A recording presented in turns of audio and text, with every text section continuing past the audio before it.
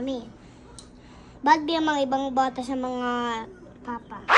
Kasi pagluto nila, maghirapan nila. Tapos yung mga ibang bata, sabihin nila yung sa parents kay ganito o sabihin nila sa parents kaya mga bata, hindi kaya talaga magganito.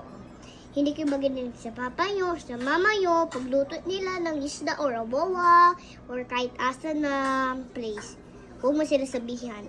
Basta magganito kay, bad yung mga ibang bata guys, alam mo nag-uwain nila, magsabi sila, Papa, pangit ang food mo, ayoko yung lasa. Ganyan sila bad. Mean. Kaya guys, kung kahit hindi pa din masarap yung food, masarap pa din yan. ang magyari yan kay, dapat ganito kayo guys. Sarap talaga ng food nyo guys.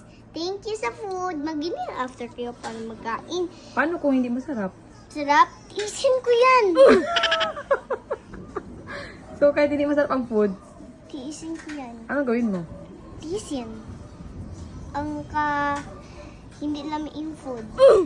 Kaluoy food. Katry ka pa na pala niyan? Po, yung parang bilog-bilog. Ano yung bilog-bilog? Bilog ng food ba? Yung lini. Sige na, kapay na ko sa istorya.